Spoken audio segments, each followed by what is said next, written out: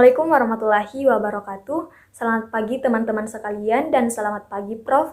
Kami dari kelompok 5 akan mempresentasikan materi kami yang berjudul Teori-teori belajar dan pembelajaran.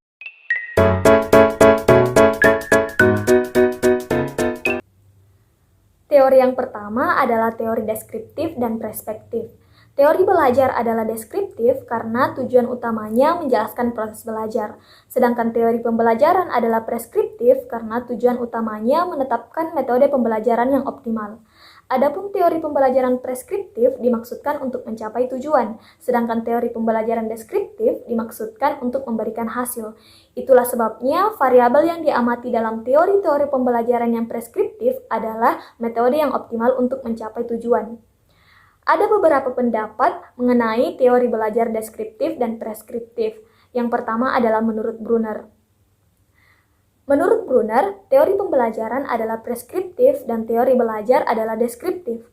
Preskriptif karena tujuan utama dari teori pembelajaran adalah menetapkan metode pembelajaran yang optimal, sedangkan deskriptif karena tujuan utama teori belajar adalah menjelaskan proses belajar.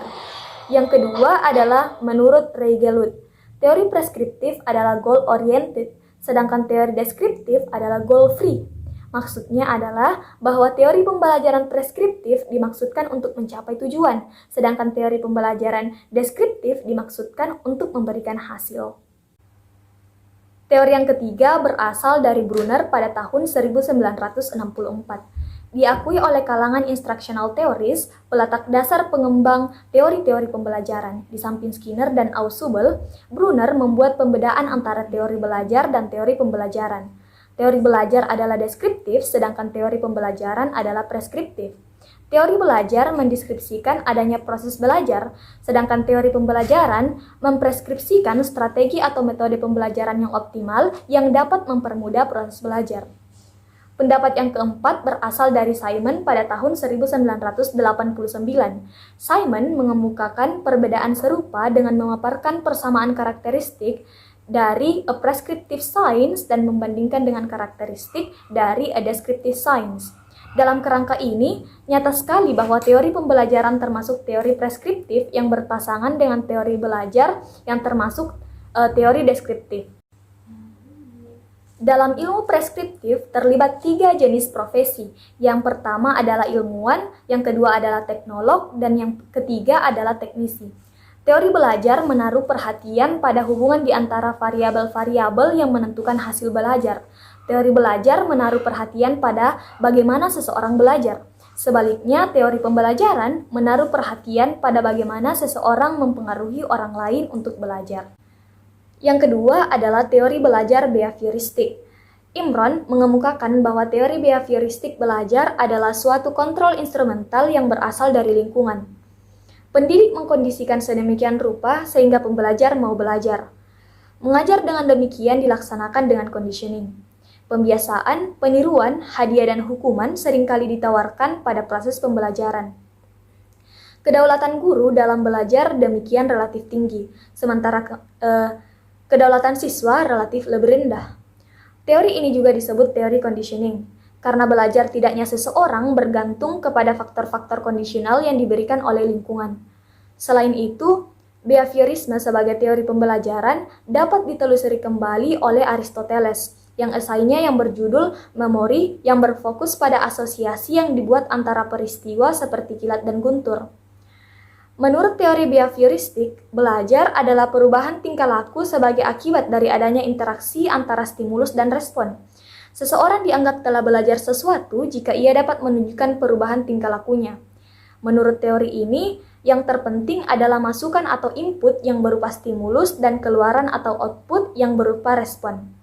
Stimulus adalah apa saja yang diberikan pendidik kepada pembelajaran, sedangkan respon adalah reaksi atau tanggapan pembelajar terhadap stimulus yang diberikan oleh pendidik tersebut.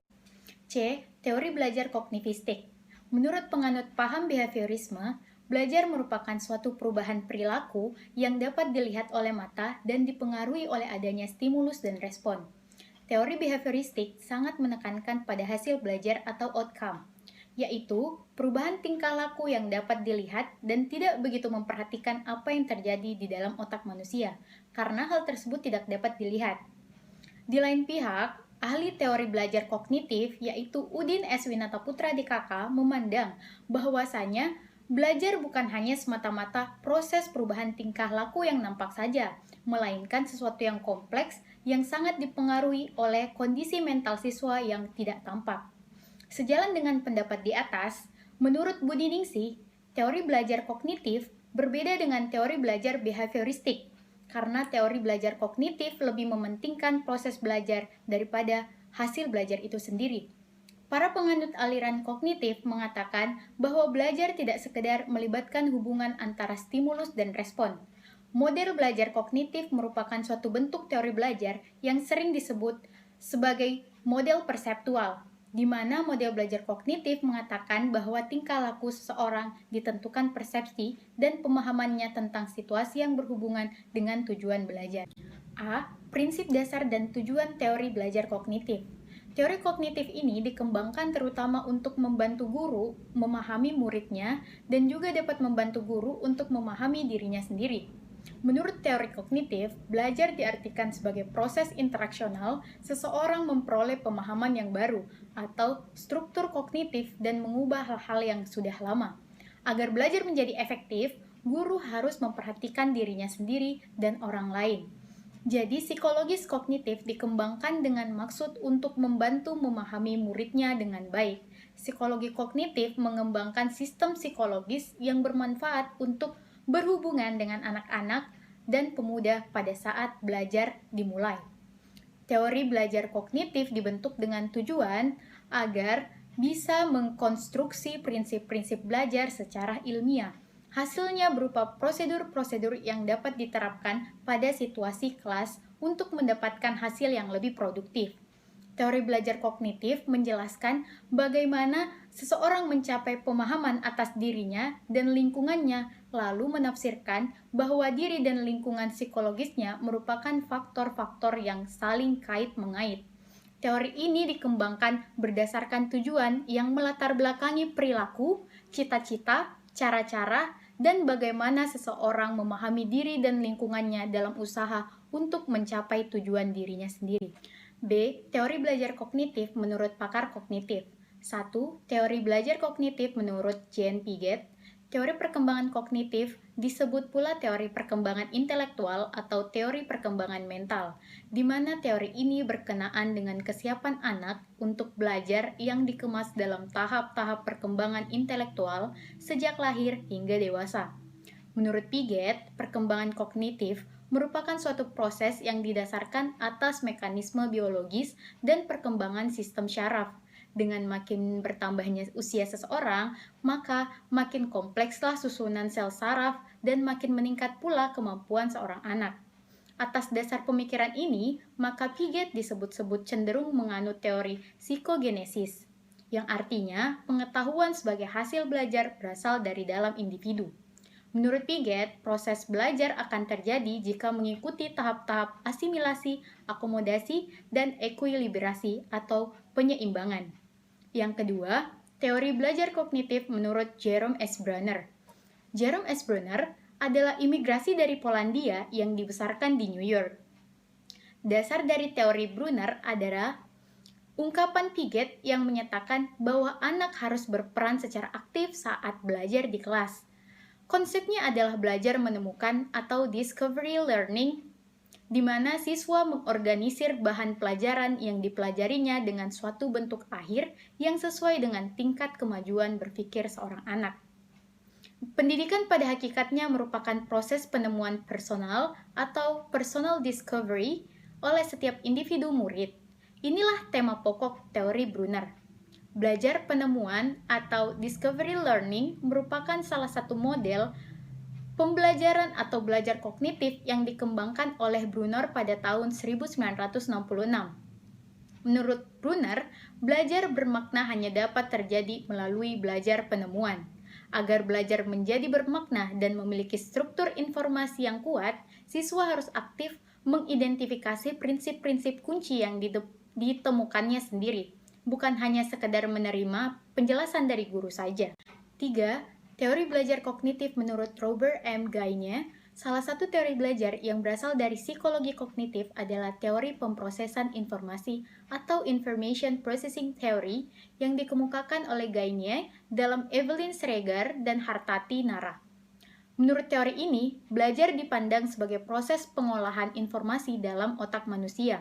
Menurut Gagne, dalam Winata Putra, mengatakan bahwa belajar bukan merupakan proses yang tunggal, melainkan proses yang luas yang dibentuk oleh pertumbuhan dan perkembangan tingkah laku yang merupakan hasil dari efek kumulatif belajar. Ia mendefinisikan belajar sebagai seperangkat proses kognitif yang dapat mengubah sifat stimulus dari lingkungan menjadi beberapa tahap pengolahan informasi untuk memperoleh kapasitas yang baru. Sedangkan pengolahan otak manusia sendiri terbagi menjadi 5 bagian, yaitu yang pertama, reseptor, atau biasa kita sebut dengan alat-alat indera, di mana berfungsi untuk menerima rangsangan dari lingkungan dan mengubahnya menjadi rangsangan yang neural, memberi simbol-simbol informasi yang diterimanya dan kemudian diteruskan. Yang kedua, sensory register, atau menampung kesan-kesan sensoris, di mana hal ini terdapat pada syaraf pusat dan fungsinya untuk menampung kesan-kesan sensoris dan mengadakan seleksi, sehingga terbentuk suatu kebukatan perseptual atau persepsi selektif. Informasi-informasi yang masuk sebagian diteruskan ke memori jangka pendek dan sebagian hilang dari sistem.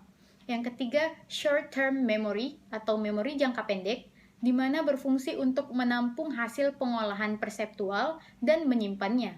Informasi tertentu disimpan lebih lama dan diolah untuk menentukan maknanya. Memori jangka pendek dikenal dengan memori kerja atau working memory, kapasitasnya sangat terbatas dan waktu penyimpanannya sangatlah pendek.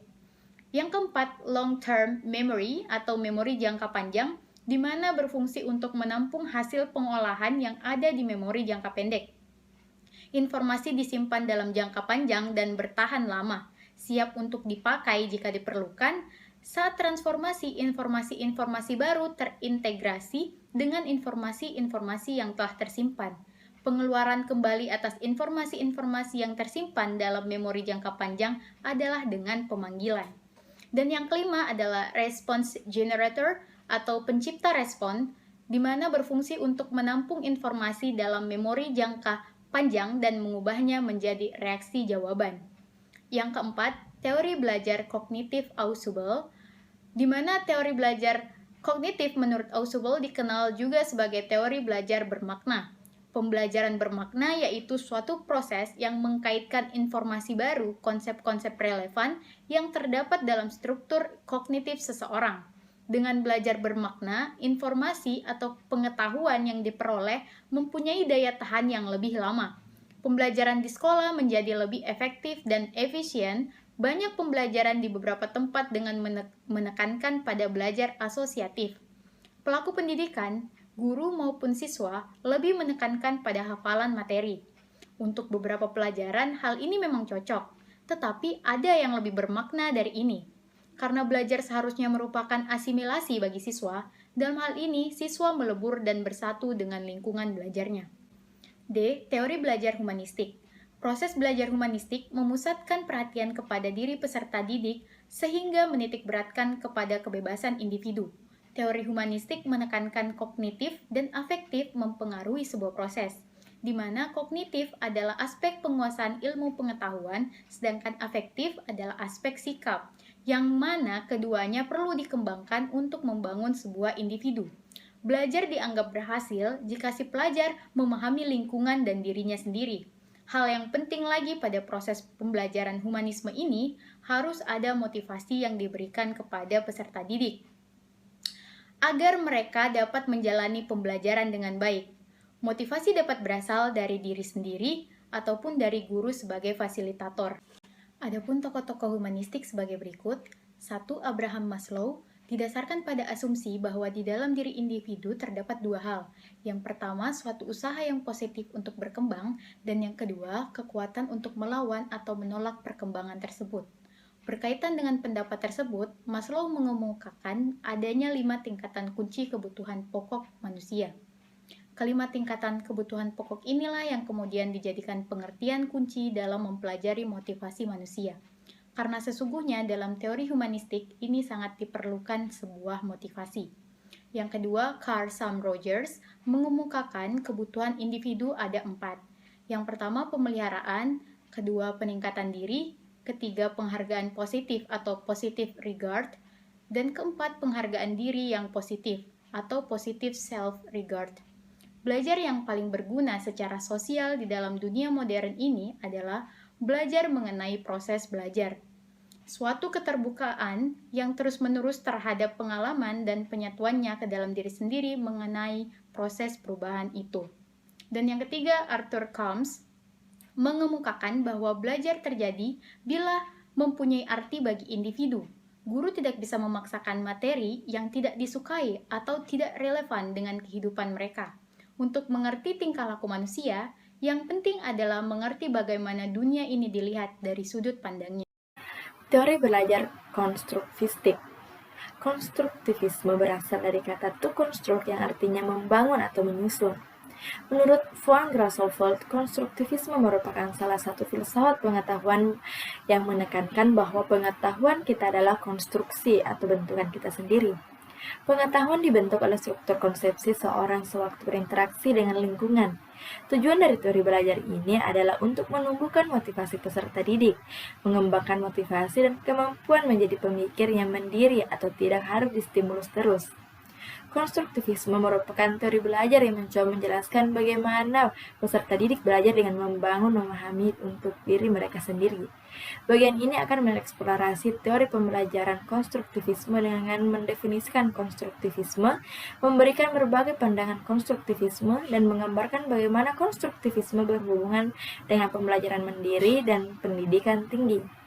Adapun tokoh-tokoh teori belajar konstruktivisme sebagai berikut.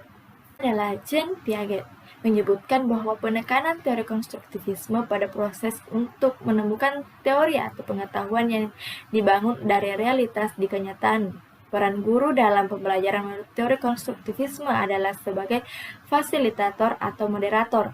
Pandangan tentang anak dari kalangan konstruktivistik yang lebih mutakhir yang dikembangkan dari teori belajar kognitif, Piaget mengatakan bahwa ilmu pengetahuan dibangun dalam pikiran seorang anak dengan kegiatan asimilasi dan akomodasi sesuai dengan skemata yang dimilikinya. Proses mengkonstruksi sebagaimana jelaskan Jean Piaget adalah sebagai berikut. Adalah skemata atau sekumpulan proses yang digunakan ketika berinteraksi dengan lingkungan.